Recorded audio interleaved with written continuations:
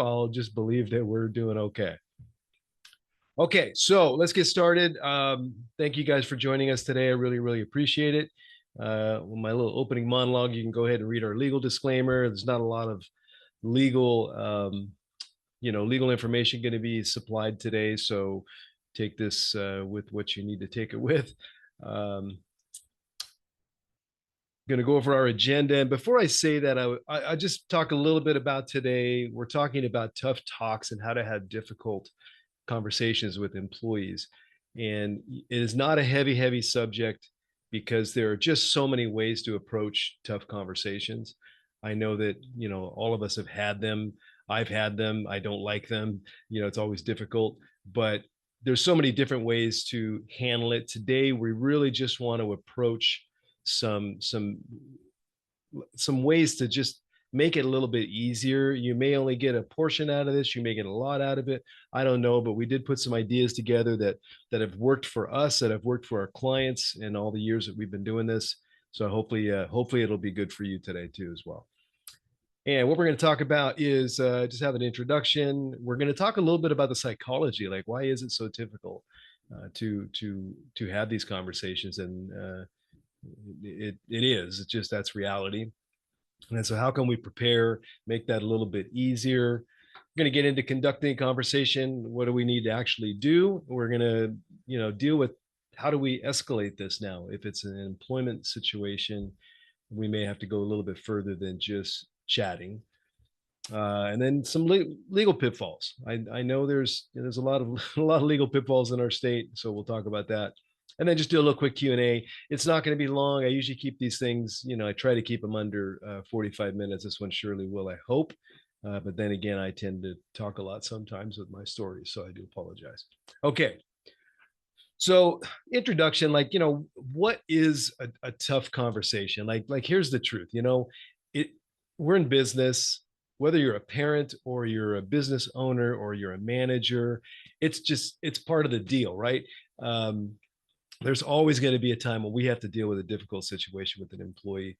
It really doesn't, there's no way we can get through life without it in business. And it might be personal hygiene, it might be performance, it might be attendance, behavioral, could be just about anything, but we've all faced it and we're going to face it again. That's just reality.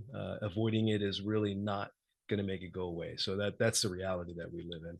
So this is what we're talking about today, is dealing with issues with our employees that are related to attendance, punctuality, lack of performance, behavioral issues, personal hygiene or dress codes. We've had many of those in the past. Personal conflicts, interpersonal conflicts, I should say. Harassment allegations, and then just dealing with, disciplinary meetings for performance reasons or behavioral issues. And then, how do we do with terminations? That's always a tough one. And, one of the stories I'll tell you, I used to have a PEO, which if you guys don't know what that means, that's professional employer organization. That means that our company, instead of just doing the payroll, we were actually the employer of record. So I did have one client up in Riverside, and they always had me go terminate their employees because they were actually our employees. I didn't know these employees. I didn't really know, I knew the background of what was going on because we helped them do the HR issue, but I was able to go there and I didn't have that emotional connection to the employee. So it wasn't that difficult for me. But when you've been working with people for years, maybe even decades, it does become a little bit more difficult. So that's just my little story. But it's, like I said, it's never easy. Okay, so why do we need to have these tough conversations? It's critical for small business that you understand that these things are going to happen and that we prepare for them. And the environments that's happened, that's really been created after COVID, everybody's very sensitive. Employees are much more likely to just kind of run out the back door if they don't really like what their situation is, or they just have, and I'm going to say this as nicely as I can, but there's a lot of lingering mental issues that have really cropped up after COVID. And I don't know why. I don't know if it has anything to do with COVID. It's just the time that we live in. I don't know, but we've seen it. We see a much bigger a much bigger picture of the world than any small business would, because you have 5, 10, 50, whatever number of employees. We've got thousands of employees and hundreds of clients that we deal with, so we see everything that's happening out there. And I can tell you, it is definitely becoming more precarious with mental issues. So why do we do this, right? Why does it have to happen? We got to prevent a bigger issue. If we just ignore this, it's not going to go away. It's going to keep happening. You're literally paying for this in lost productivity, maybe lost or hurt morale. Your employees may be seeing what's going on and you're not dealing with it, or somebody is just, whether they're late every day, they're causing disruptions in the workplace. You're paying for it one way or the other, right? And it's not going to fix itself. Employees are very, let's say, almost like I guess they like repetition. They like, what's the word I'm looking for? When you're forgive me, I had a word in there, but they just get used to things, right? They get used to it and they don't really want to change on their own. They just like, oh, everything's working fine. Whatever the issue is, if nobody's telling me to change it, why am I going to change it? They're going to push the envelope and want to get away with it, whatever it is.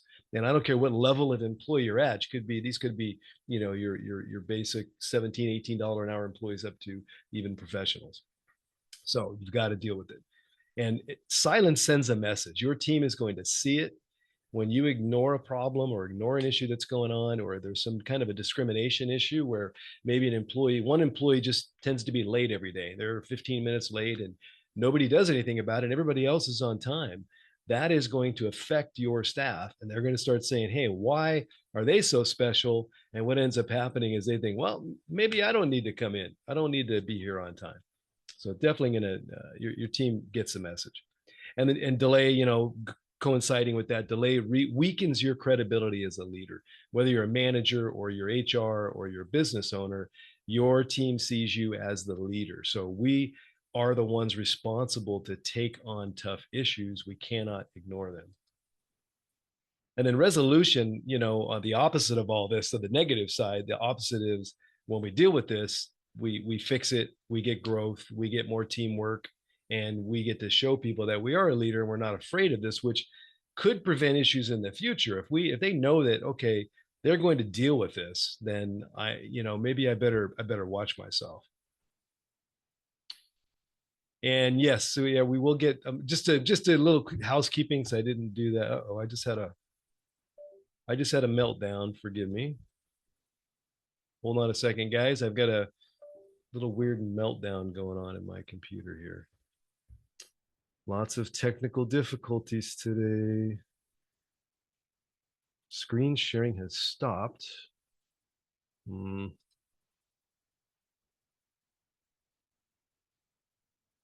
Okay, not sure you guys are seeing me. Probably not. Okay. Okay, now you're seeing me, so I lost my screen share. Let me put that back.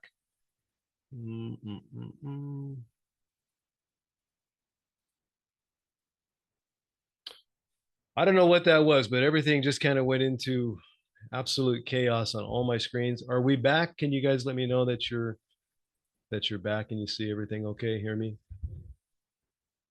Yes, thank you. Okay, great. So back to this. Hopefully, I don't have more problems today. But just a little quick housekeeping. Yeah, we're recording this. We'll send out the recording. Everybody will get the slides. So yeah, you don't have to take a lot of notes if you don't need to, but everything will be sent out. So yeah, appreciate that question. And one more, possibly. Yes, back. Okay, thank you. All right, so resolution promotes growth and teamwork, and it shows that we can resolve issues quickly and move forward.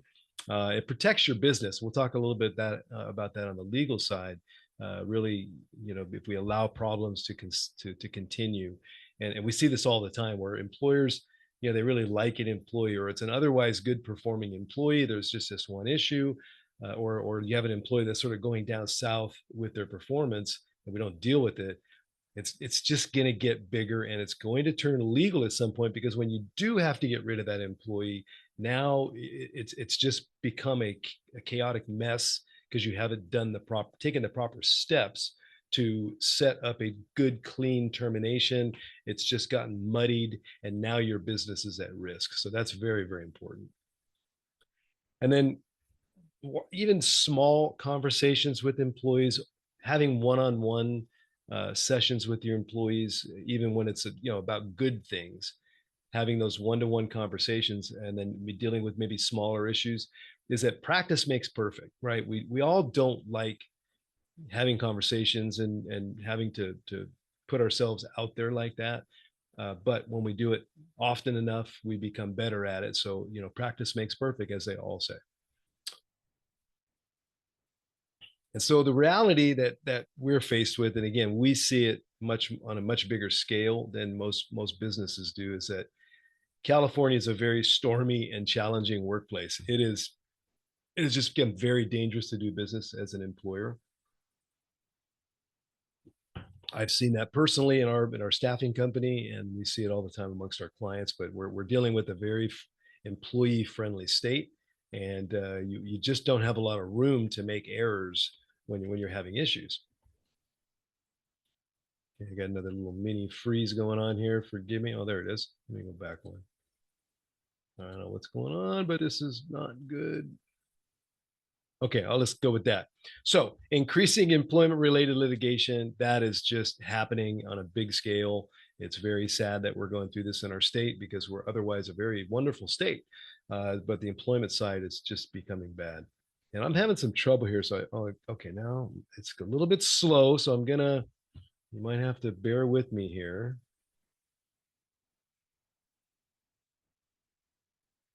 It might be internet issues. I've had some weird internet issues and I cannot advance the screen.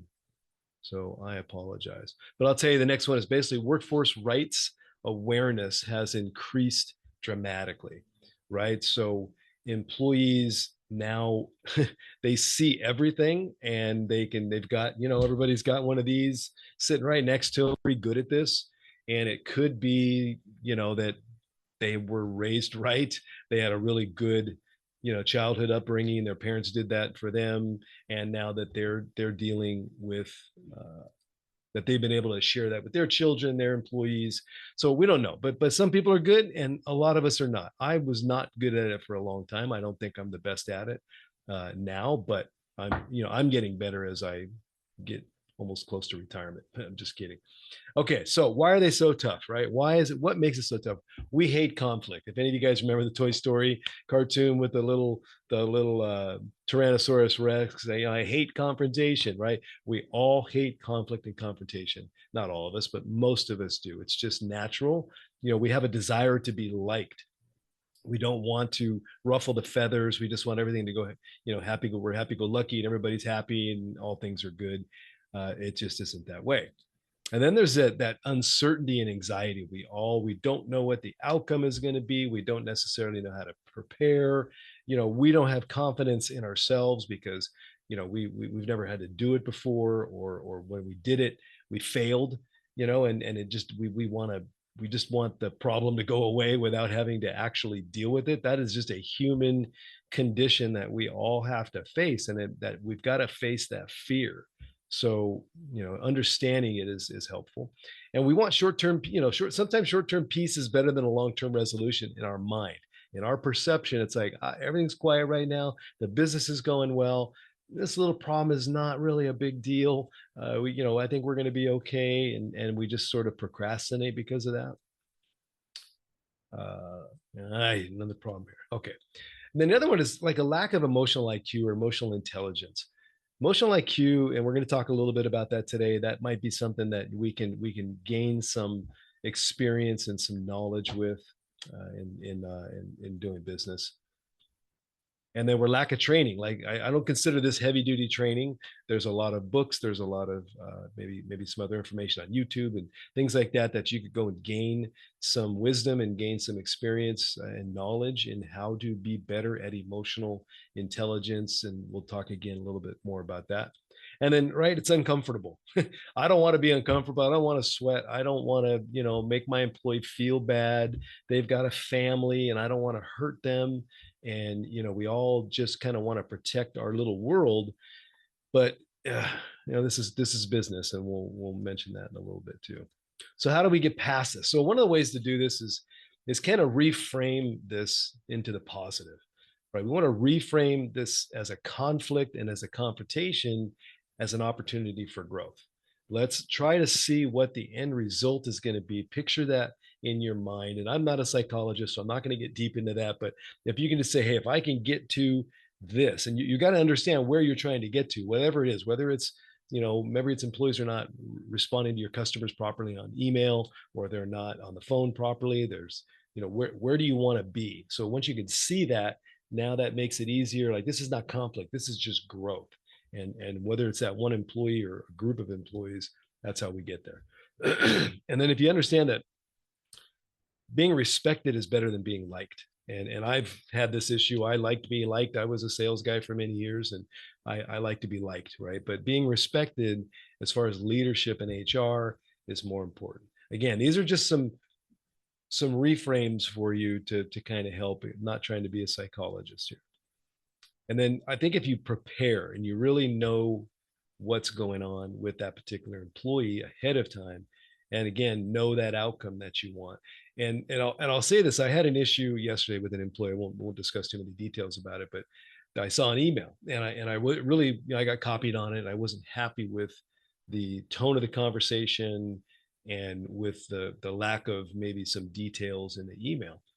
So I approached the employee and I said, hey, there's probably a better way to do this. We need to provide some more information. It wasn't a tough conversation, maybe a little bit, because I was questioning this employee's methods, and they're a very high-end professional employees. So that was a tough situation. So what I found out, oh, well, you didn't look further down the screen, because I already provided all the detail to that customer, and you just saw the tail end, the last two emails of the string. You weren't copying on all the rest. So because I didn't go dig down deeper in that email and find that information out, I had a conversation I really didn't need to have. I would have, everything was fine with that. So don't just look at the surface, dig deep, figure out what's really happening. Talk to people if you have to, but you've got to be careful of privacy issues with that. But let's say it's a dress code issue, or maybe personal hygiene. Are other folks affected? Have you gotten reports? Have you investigated? Just make sure you're doing your preparation. And then build confidence through training and mentoring. As I mentioned, you can go on YouTube, you can get a book, you can learn a little bit about emotional intelligence. It's not that complicated. You can find some books out there. Go to AI. I'm a big believer of AI. You can go to AI and say, hey, summarize this for me. Summarize this book or this video, and you can get that information and act a little bit more quickly on it, rather than reading a 400-page book. And then again, always focus on the results. If results of what can happen if it's good, but also try to picture in your mind, well, what's going to happen if I don't fix this? Like in this situation, or other email, methods. If I don't fix this, my customers are not going to be happy, and they're going to come back at me and go, hey, why are your employees either not providing me the information I need, or whatever that case may be. And again, invest in emotional intelligence training. There are some very professional level, probably with some cost to it, but there's also a much more inexpensive ways to do that. Learn about conflict resolution, performance management. I think if you're in HR or you're a leader, a business owner, you've got to really understand that performance management it's massively important in your business, especially with the fact that it's tougher to hire now, right? There's not a lot of employees. If there's employees out there that are available, there's a reason why they're not working. So the employees that you have, you can gain so much more by investing in them. And a lot of that is investing in you and how you deal with them. We just cannot do things the way we did 20 years ago. This is a whole new world. So you really, really want to maximize what you've got and learn how to deal with those issues, because they're going to come up. We're all human. We all make mistakes, and our employees, they need us to help coach them through these, whatever these issues are. And then go beyond your comfort zone. This is business, and sometimes you've got to move your emotions off the table and really, really try to balance, and we'll talk a little bit more about this, but balance the being firm and being tough and strict with being empathetic and being nice and being sweet, because it's business and we got it, and as long as you, we'll talk about this in the conversation, I get ahead of myself here, but as long as we really focus this on the business issue at hand, not the personality, not who's dealing with it. And again, we'll talk about that in a minute. So timing is very important. I think you can't wait too long. You can't jump in too early. You got to consider all the other factors. If you are going to have a, maybe it's a performance issue, maybe it's a termination. There's a lot of things. That's a whole nother webinar to talk about how to deal with terminations. But basically, when you start to realize that their performance has declined, something's off. We've all seen it. We can't describe it. We don't know what's going on with that employee's personal life, but maybe something, there's something going on. It could be an issue with the business. It could be an issue with a peer. So approaching that subject is very, very important to try to understand what's happening with that employee. And sometimes that might even be the first conversation, is like, hey, what's going on with you lately? I've noticed. And we'll talk about some of that language to use. So their behavior becomes disruptive. Obviously, there's issues with that where people are just causing trouble. Maybe it's being late, whatever. Your standards or your policies are being ignored, whatever that is. Maybe it's the way that they talk to customers. Maybe it's being on time, dress code, but it could be just related to a policy. Or the issues become a pattern. Maybe it's something very small, but it's just happening very often.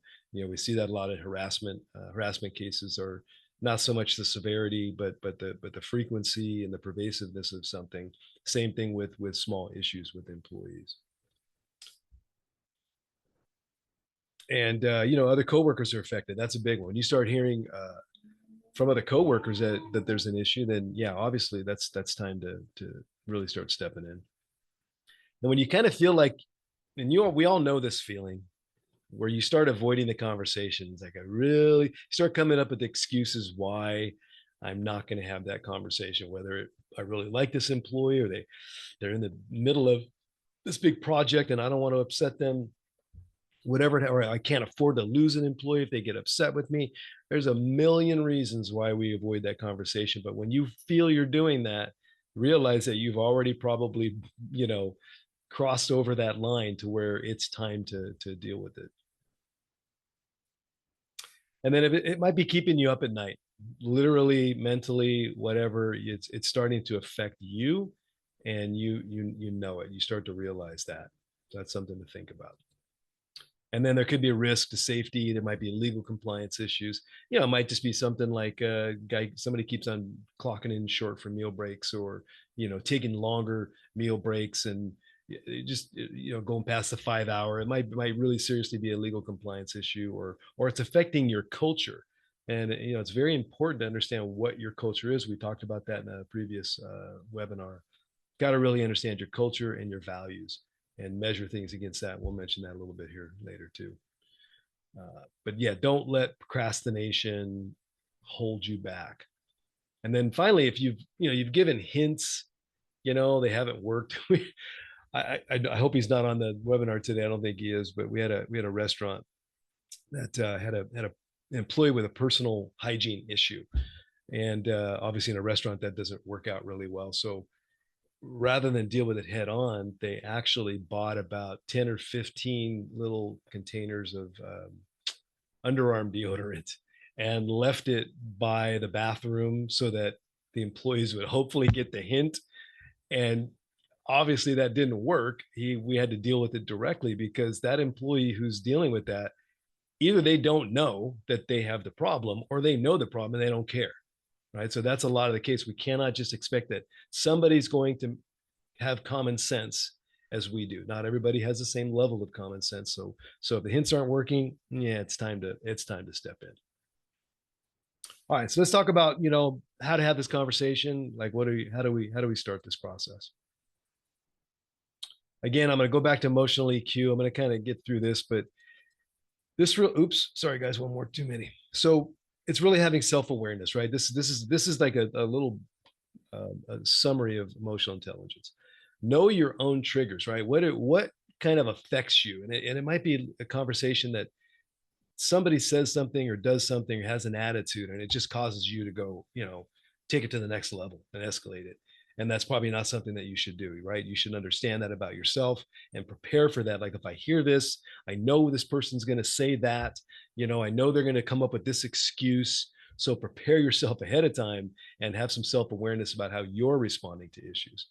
And then there's just, self-regulation, keeping yourself calm. That is the most important thing. I've seen too many managers and team leaders or supervisors that just weren't prepared to deal with peer-to-peer conflict or conflict itself. So they've got to understand that. That's a whole training level, and that's a whole nother webinar, of course. But having empathy, being able to look at the other person's situation and build trust. That empathy really bridges that gap between this being a conflict or being a resolution based situation. And then just compassionate, being clear, being direct, being kind. And that's where I say you got to balance the firmness with the kindness. That is not easy to do. And then how do we de-escalate when it does go south?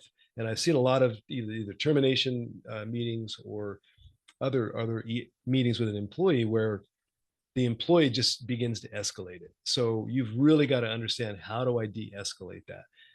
And if you begin to get defensive or allow that employee to get defensive or allow that employee to go down to rabbit holes and start, trying to explain everything, then it's going to escalate. So you've got to kind of see what's going on behind that employee. What's the real issue that they're having?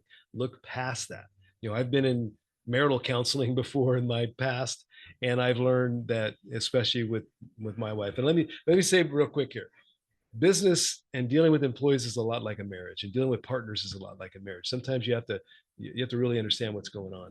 And I knew that I learned a lot about looking past whatever my wife was saying to me, to what's the reason why she was saying it. And once I did that, it was a lot easier. So that's a big part of emotional intelligence. And then, just relationship management.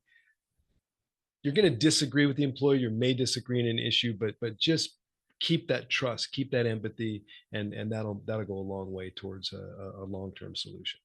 Okay, so before you set a meeting, again, do your homework, gather all the facts, figure everything out until you've really got it. Then you can deal with it. Get guidance, get some help, right? Some of us are real small businesses. We don't have a lot of people to bounce things off. We're here. You can always bounce things off us, or myself or Anna, HR, and we've got other HR folks here too. So you can always chat with us about it. But just, it's always good to check. Hey, I'm thinking about doing this. I'm going to say this. This is the way I'm going to approach it. What do you think? Do you got any ideas? Best thing to do is talk to somebody, and then have handy those relevant policies or even your value statement. We have our value statement, which is really all about, providing all that we can for the customer. So if I've got somebody that's sending an email that is really not sufficient or adequate, they didn't give all the information or the backup information, which was this case that I mentioned earlier, then that goes against our values. So now I can say, hey, remember, this is who we are. This is what we do. This is why we are successful. So you're going outside that. I want to make sure that you understand that. And then timing, again, as close as possible to the event. Again, you've got to really find that, that best place, and then choose the right tone. You can come at somebody very hard and harshly, and it's not necessary to do that. You can come at them too softly when it's a very serious issue, and that's not going to get the message across. So again, I go back to AI. AI is a way better writer than I am, and a way better way to compile information. So, use that if possible. Like, how do I say this? What are some words that I can use to convey this to an employee? So have that in your mind, prepare yourself, be calm before you go into a conversation, and don't just rush in. And I think this is where we talk about, just off the cuff, throwing some throwing a complaint or a criticism to an employee in the midst of the issue, or when there's other people around. That is not the way to do it. We've got to really back up, figure out how we're going to approach that employee, and kind of know, this is a thing taught in sales and in politics.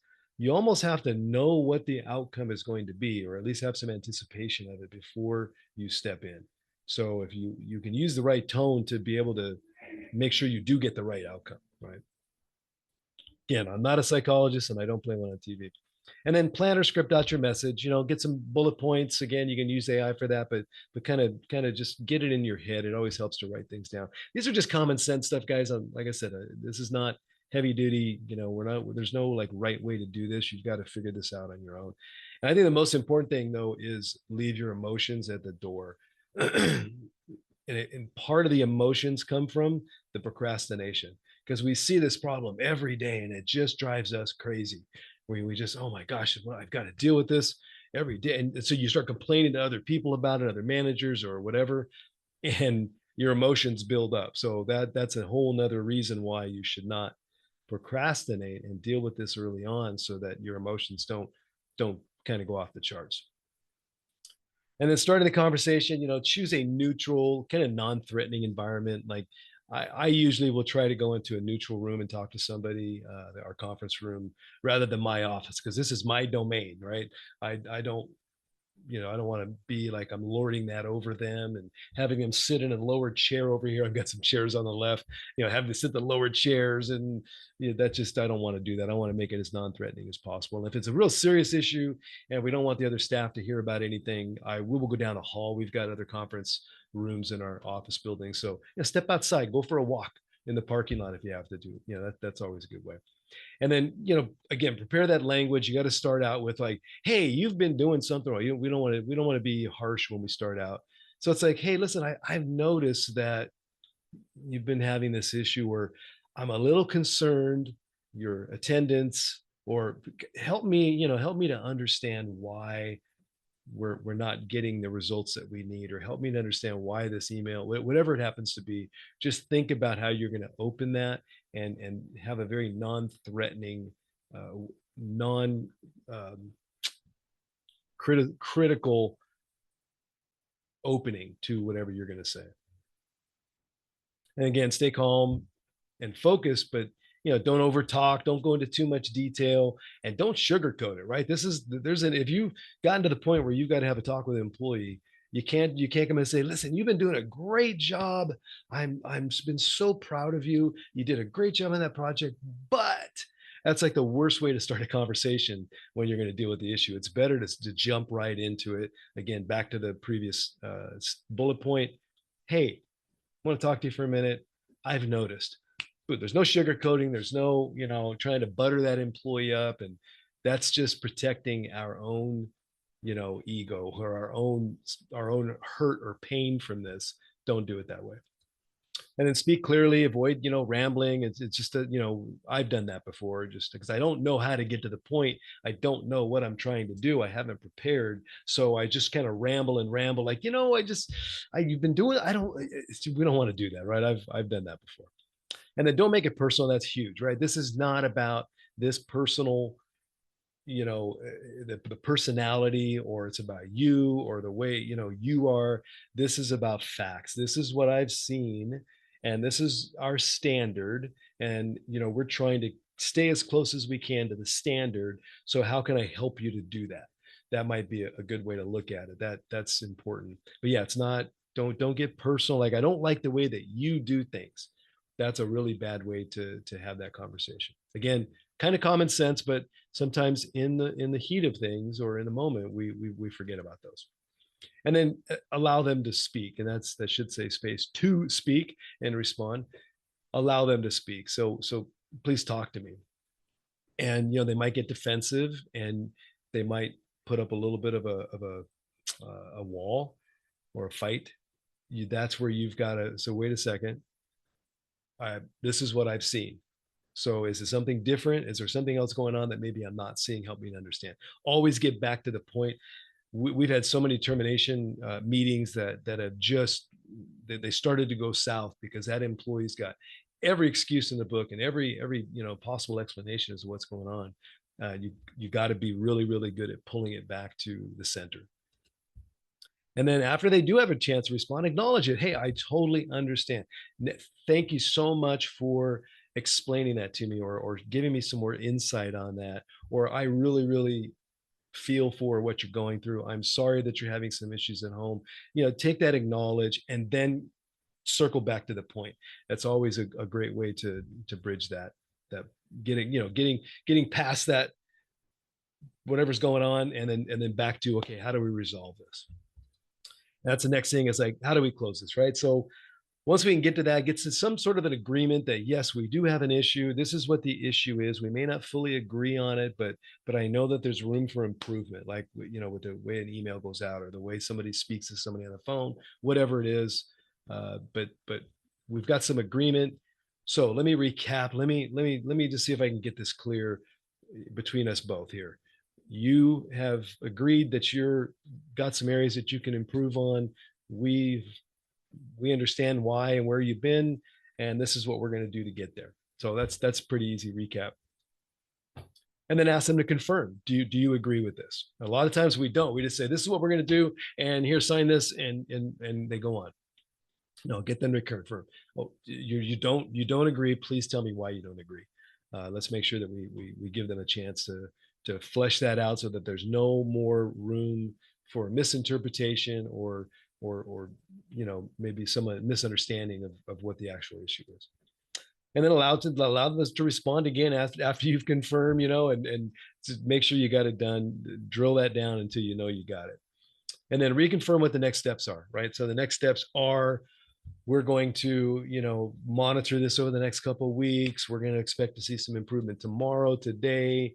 We're going to check back in 30 days. We're going to move towards a verbal warning or a written warning, whatever that be. Just what are those steps? And then close out in a professional tone. You want to leave it on a good note, and most of the time that's possible. Sometimes it's not. It's just, you've got a difficult situation, and employees walk away mad. That's usually where that this is going to go south pretty quick, and you've probably got some employment decisions to make. If you cannot close this one particular issue, and that employee has a kind of a a defiant tone, then we probably got an issue here. So document everything, even if it did end, especially if it didn't end well. Document it. It might even just be an email. Hey, just follow up on a conversation today. This is blah, blah, blah. This is what we decided to do. And, thank you for your time today. That's fine. Or maybe you have something that's a written statement, performance plan, have everybody sign it. That's appropriate. And that will suffice. But again, it's all based on the severity of the issue, and you can go from there. Okay, so what happens now when we've got like an employment issue? And we're towards the end of this, but I'm going to try to get you guys out of here fairly quickly. So again, you guys all understand this basically, that we start out with verbal, then we've got written, and then if possible, like some sort of a performance improvement plan. There's different levels based on what it is. You never want to, it's an old HR rule, you never want to always handle things the same way. Well, we're going to do verbal today, and then if they keep it up, we're going to do written, and then we're going to do, no, sometimes you got to jump right into the written or right into the performance improvement plan, depending on the situation. Don't hold yourself to the progressive discipline mantra, right? We've got to do with whatever we've got to do to get the situation resolved. So, right, verbal issues, verbal warnings for minor issues, written warnings when there's some patterns where we've got some serious things going on, and we feel that if it doesn't get corrected, it's going to be serious. And then use like a PIP if we can measure some things, if we can see, whether it's in attendance, or it's production or sales or something of that nature. But it's a time-bound improvement. Performance improvement plans are only as good if there's things that you can measure, right? Whether that's performance or time and things of that nature. So use that when necessary. And then, when you get down to final warnings and getting close to a termination, that's when you really need to bring in HR or legal. I know this is going here, like back to our previous slide. The conversation didn't end up very well, and I know it's going to be a problem. This employee is going to become a problem now. When you get to that place, get some help, because that is where the most pitfalls are going to happen, is in this period of time. All right, sorry, I need my little coffee. So yeah, so just be careful. And when we talk about legal pitfalls, kind of like the last section, I think. Um, Always be aware that we're in California. The biggest problem with California is that any employee can find an attorney. I love attorneys. I got some of my best friends are attorneys, but there's a lot of unscrupulous attorneys out there, and they'll take any case because they know when they push you hard enough, they're going to get a settlement. It might be 5 grand, might be 20 grand, but anytime you leave any opening for an employee to file a lawsuit, they're going to find an attorney to do it. So you don't have any way to recoup legal fees. If you're 100% right, you're not going to be able to recoup legal fees. It's going to cost you money, and you're going to end up settling for 5 or 6 figures in some cases. But this is California. It's a very difficult place to do business, and that's just reality. And then always consider like discrimination, protected categories. Is this retaliation? Am I being consistent in everything that I'm doing? Like if I've got two employees and I'm only dealing with one that's late and the other one's late and maybe it's only 3 minutes, but the other one's 5 minutes. Am I being consistent? How am I using this same standard across the board? Be very, very careful with that because that could be a huge discrimination issue. Or maybe the employee had some other issues recently and now you're sort of picking on that person, or one of your managers is, right? You could be opening yourself up to retaliation claim. And then before making final decisions, consult HR, give us a call. That's what we're here for. We really, even though you may have, we got some clients here that have HR in house, that's great. But sometimes, again, it's good to just bounce things off people, off other HR folks or other managers that have dealt with it before. Again, because we've been doing this for so long, I've been in this business 32 years. Anna's 25 or 30. We've seen literally thousands of issues, just about everything, and we know what works, what doesn't work. So you may have a great idea, maybe good, maybe perfect, but bounce it off somebody, before you finalize anybody's employment or take any serious action. And again, just document everything. That's pretty obvious. And then beware of something called constructive discharge, where an employee says, well, like the employee quits, but says, I really had no choice because they made it so difficult for me to work. I couldn't do this or I couldn't do that, or it's a hostile work environment. That's kind of a new thing that's sort of popping up where you still end up in a lawsuit. Even though the employee quit, you still end up with an unemployment claim. It might turn into a workers' comp stress claim. We've seen multiple stress claims come up lately. And so just be aware that they could be setting something up, and that's where you've got to really see where those conversations go and where they're going. Are they opening up a door to something else? And then train your supervisors properly. We do have some training that's available for communication basic leadership, but there's a lot of good training out there.